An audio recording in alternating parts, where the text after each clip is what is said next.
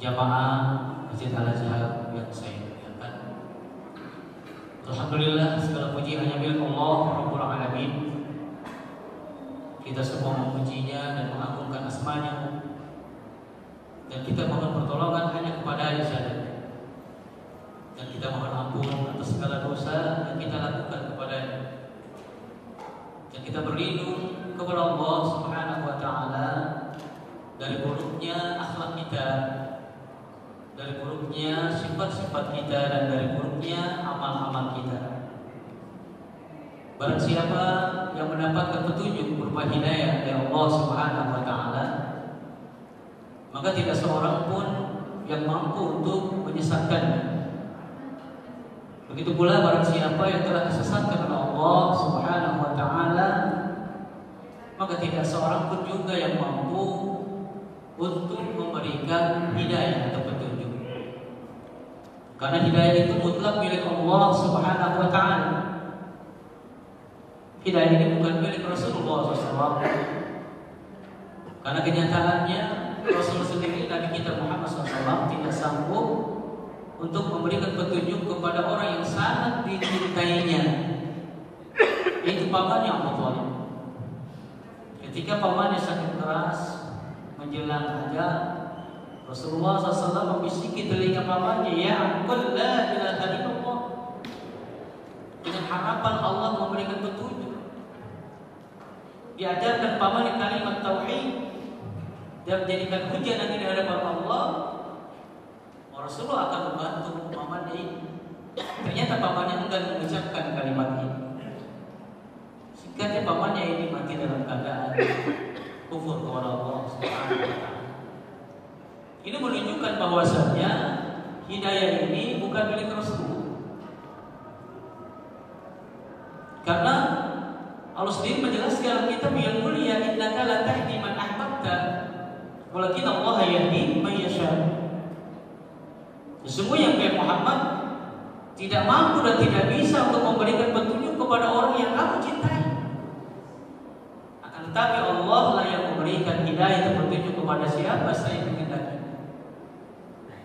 Maka beruntunglah, berbahagialah bagi siapa saya mendapatkan hidayah dari Allah Subhanahu wa taala. Dan orang yang mendapatkan hidayah dari Allah Subhanahu wa taala, kata Imam Syafi'i rahimahullah taala, adalah orang yang berusaha untuk membersihkan hatinya dari penyakit-penyakit hati.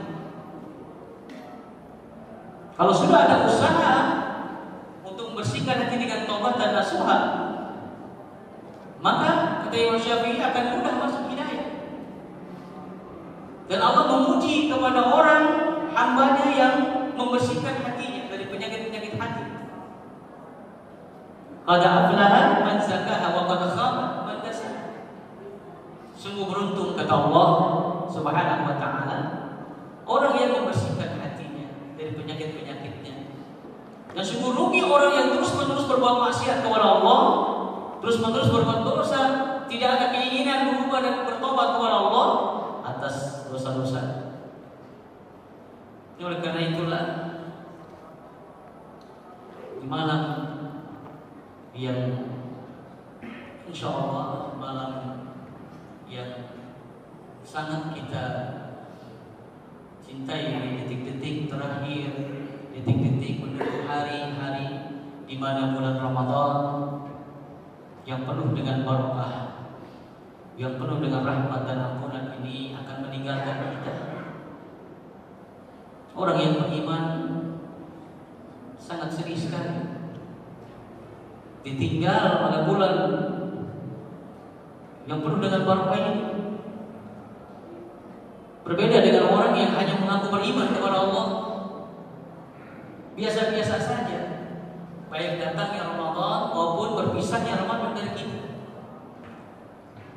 Tidak ada tergerak hatinya perasaan senang dan sedih, senang ketika datang Ramadan dan sedih ketika tinggal Ramadan. Walaupun dia puasa.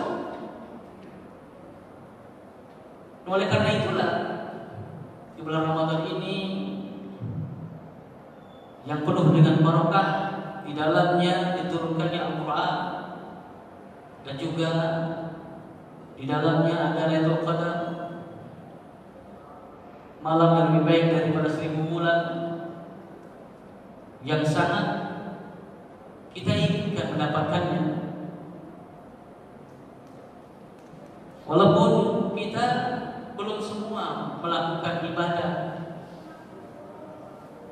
di bulan Ramadan ini, tapi begitulah keadaan waktu yang Allah tetapkan. Waktu begitu cepat tidak terasa. Oleh karena itu jadikanlah Ramadan ini Ramadan terakhir buat kita, dengan semangat dan berusaha semaksimal mungkin kita beribadah kepada Allah, supaya kita ini mendapatkan sesuatu yang sangat diinginkan setiap muslim yang beriman kepada Allah. Itulah alat taqwa. Karena tujuan daripada ibadah yang kita lakukan adalah menjadi orang takwa. Nah, Bapak Ibu sekalian dan saudara sekalian yang saya muliakan, di bulan Ramadan ini diturunkannya Al-Quran sebagai hudan lintas, sebagai petunjuk bagi kita manusia, yang kata Rasulullah dalam hadis Imam Ahmad, apabila kita ingin mendapatkan hudan lintas, hudan-hudan dari Allah yang sebagai petunjuk bagi kita sebagai manusia hambanya, yaitu dengan cara mempelajari Al-Quran. Mempelajari Al-Quran. Ta'allam bi kitabillah summa tabi'a ma fihi, kata Nabi. Belajar Al-Quran, pelajari Al-Quran, kemudian ikuti apa yang ada dalam Al-Quran. Dan barangkali dikatakan bahwa dia akan mendapatkan keberuntungan.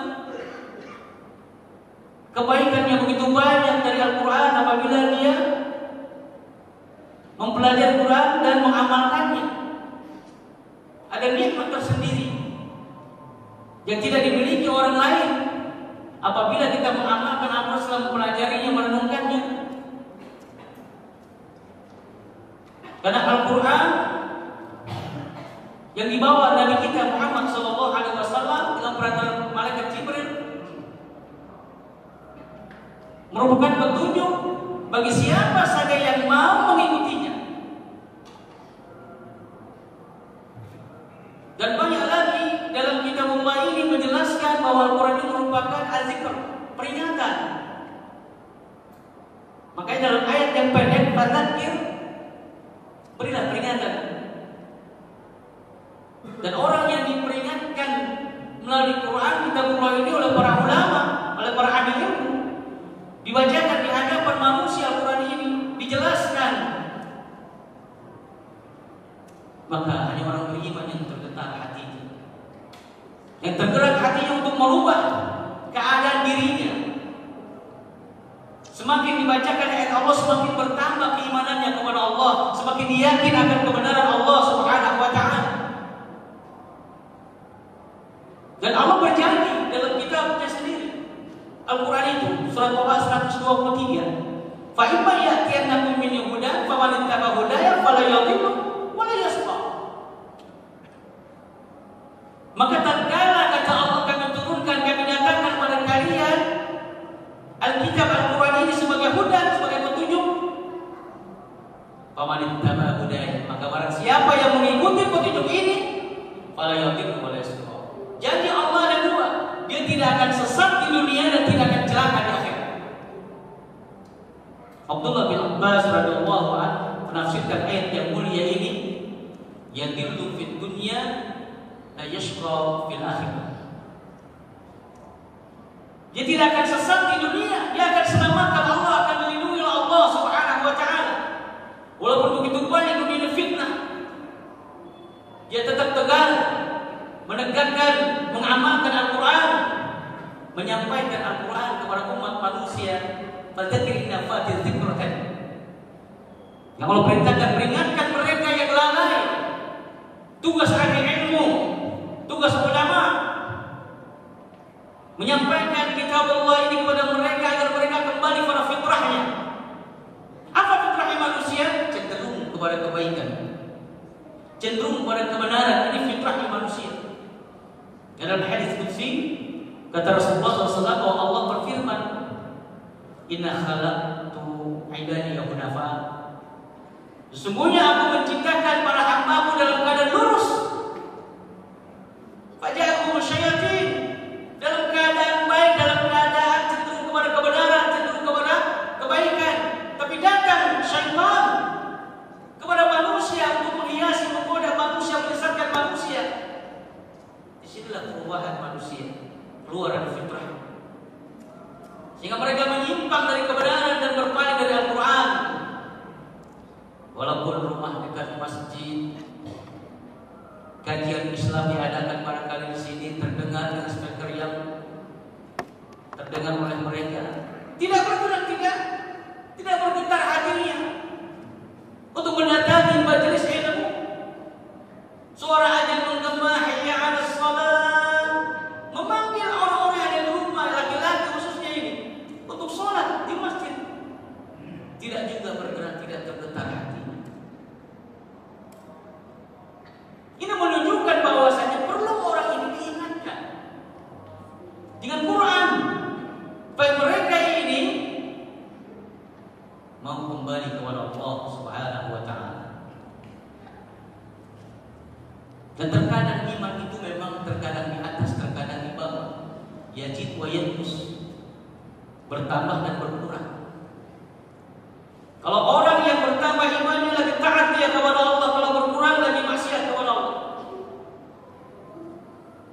Tapi jangan sampai drop, berkurang, diusahakan naikkan lagi iman yang diberi pengertian, dikembalikan lagi wa tawassaw bil haqq wa tawassaw bil haqq wa tawassaw bis sabr.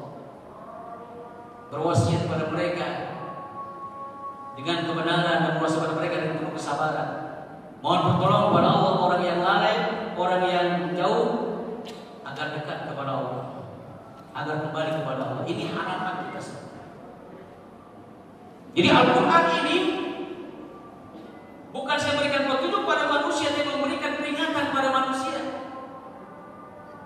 Dan Rasulullah SAW diperintahkan Allah untuk menyampaikan pada umat, menjelaskan pada umat. Wa nazzalna 'alaikal kitab tibyanan likulli syai' wa hudan wa rahmah wa busyra lil muslimin.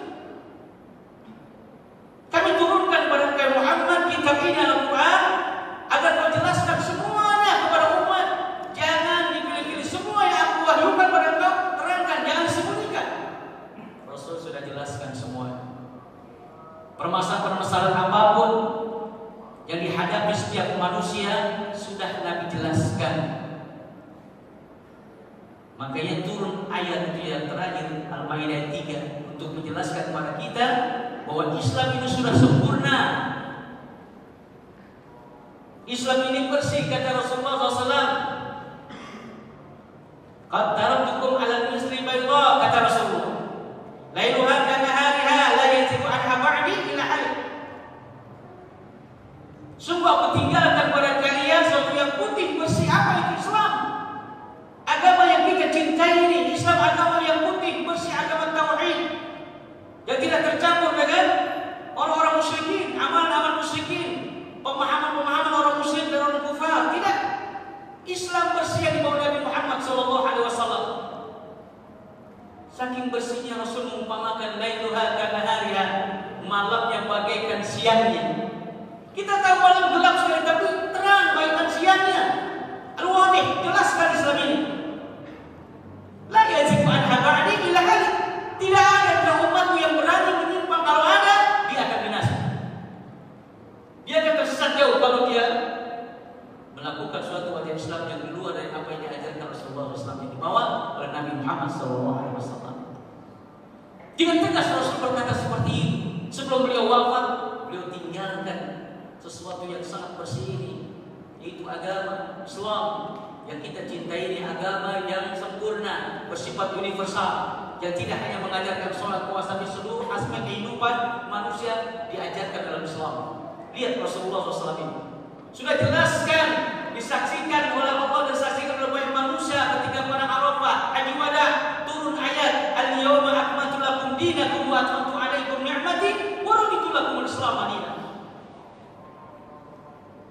Pada hari ini aku sempurnakan Islam sebagai agamamu, aku diberikan nikmat dengan Islam ini dan aku ridho Islam sebagai agama yang mulia. Sudah sempurna Islam ini. Tidak perlu tambahan dan pengurangan. Cukup Islam yang kita ikuti yang dibawa oleh Nabi Muhammad sallallahu alaihi wasallam. Oleh karena itulah di bulan Ramadan ini kita mampu mendatangi masjid dari awal Ramadan sampai saat ini, walaupun ada pengurangan dari jamaah. Ini sudah menjadi kebiasaan umat Islam. Ya, karena mungkin barangkali mereka mudik lebih dulu atau karena cuaca atau Allahu a'lam. Tapi yang jelas hati kita terbawa dengan masjid ini. Hati kita cinta dengan Allah dan Rasulnya sehingga tetap kita istiqomah melakukan ibadah, ya, yaitu sholat tarawih sampai selesai nanti. Maka kita berdoa kepada Allah agar Allah memberikan kekuatan kepada kita lahir dan batin, dan juga Allah memberikan taufik hidayah kepada kita dan melembutkan hati kita sehingga kita mudah menerima kebenaran yang datang dari Allah dan Rasul yang mulia. Oleh karena itulah kita mampu untuk sholat di masjid yang mulia ini berjamaah. Coba selesai Ramadan nanti, bisakah kita lakukan seperti apa yang kita lakukan selama Ramadan? Kita baca Quran bahkan berkali-kali khatam. Coba mampukah kita dan bisakah kita membaca Quran selesai Ramadan nanti sebagaimana kita lakukan selama Ramadan? Kita mampu bersedekah, berinfak, mengeluarkan harta yang kita miliki selama Ramadan sehingga trommel masih penuh dengan apa yang kita miliki, kita masukkan dalam trommel. Coba mampukah selesai Ramadan nanti ketika trommel lewat kita masukkan sebagaimana kita lakukan selama Ramadan? Dan seluruh aktivitas Ramadan kita lakukan selama Ramadan. Lihat nanti selesai Ramadan, apakah semua ini kita bisa lakukan dengan saum-sawanya, saum sunnahnya, dan sebagainya yang disyariatkan. Kalau kita mampu melakukan apa yang kita sudah lakukan selama Ramadan ini, berarti Ramadan kita berhasil, terbukti, dan kita mendapatkan nilai dari Allah Subhanahu wa taala karena membekas dari Ramadan itu selesai Ramadan. Ini yang kita harapkan. Ini yang diinginkan Allah dan Rasulnya kepada hamba dan umatnya. Karena sudah jadi kebanyakan dan sudah jadi tradisi kebiasaan kita. Selesai Ramadan selesai pula Quran dibaca.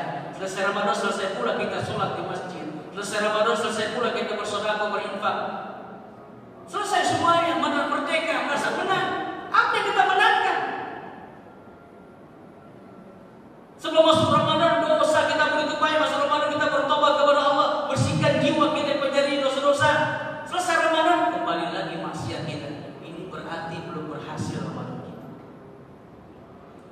Sebelum Ramadan kita masih syirik kepada Allah, masih suka ke dukun, masih kepada normal, padahal kita tahu mereka tak normal. Kita datang ke orang pintar, kata Ali bin Abi Thalib, orang pintar itu ulama yang ahli Quran dan Sunnah. Kita boleh bertanya, minta nasihat pada mereka. Ulama itu boleh, bukan orang pintar sekarang tahu yang masalah lain. Rasul saya tidak tahu masalah lain. Orang sekarang sok tahu masalah lain. Jika ada kejadian yang saya alami di bumi air, ya 3 tahun yang lalu itu, penduduk sana itu masih berkeyakinan bahwa orang yang sudah meninggal itu ruhnya akan pulang. Jadi 3 hari lagi mau Ramadan, mereka kerja keras orang kampung ini, gotong royong. Bikin apa? Lampu di jalan. Saya tanya, Pak, ini lampu dipasang untuk apa? Loh, kan sebentar lagi Ramadan. Iya, saya tahu untuk apa. Nanti roh-roh sudah meninggal itu pulang, jangan sampai nyasar saya nyalain lampu. Kok masih punya keyakinan itu? Iya. Arti belum keyakinan lain. Seorang ibu bicara sama anaknya, nah, nanti puasa abahmu datang, bapakmu pulang. Makanya sekarang ibu mau ke pasar, mau apa bu? Belikan keroyokan bapakmu katanya. Dibelikan, dibikin kopi pahit katanya, ditaruh di belakang dapur, nanti subuh bapakmu datang dan kopi ini diminum. Subuhnya datang lagi sama anaknya itu, ternyata benar tuh, habis kopi itu bapakmu datang katanya. Oh iya ya, datang si bungsu dia bilang sama orang saya minum. Ini masih keyakinan seperti ini. Masuk Ramadan belum tobat kepada Allah.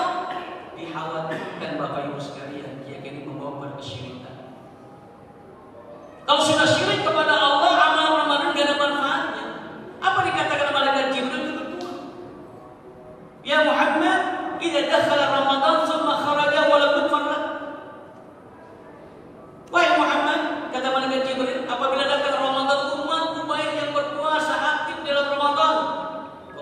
kemarin itu meninggalkannya, dan sebulan penuh itu umatmu nggak dapat ampunan dari Allah Subhanahu wa Ta'ala. Padahal kalau kita tahu tadi bulan ampunan, kita mengharapkan kali ini kita dilebur dosa kita. Tapi ternyata ada di antara umat Nabi yang dosa tidak diampuni. Kenapa? Karena masih melakukan kesyirikan kepada Allah. Karena syirik inilah memang dosa yang sangat besar yang tidak diampuni oleh Allah. Innallaha la yaghfiru an yushraka bihi wa yaghfiru ma duna dzalika liman yasha. Sungguhnya Allah tidak akan mengampuni dosa orang berbuat syirik, dan Allah akan mengampuni dosa selain syirik. Nah, jaga iman kita. Jaga iman kita. Mudah-mudahan Allah memberikan pertolongan kepada kita, membantu kita agar iman kita tetap dan kita yakin akan kebenaran Allah Subhanahu wa Ta'ala. Barangkali ini saya dapat saya sampaikan, kurang lebih saya mohon maaf. Subhanallah wa bihamdika, asyhadu an la ilaha illa anta, astaghfiruka wa atubu ilaik. Assalamualaikum warahmatullahi wabarakatuh. Waalaikumsalam.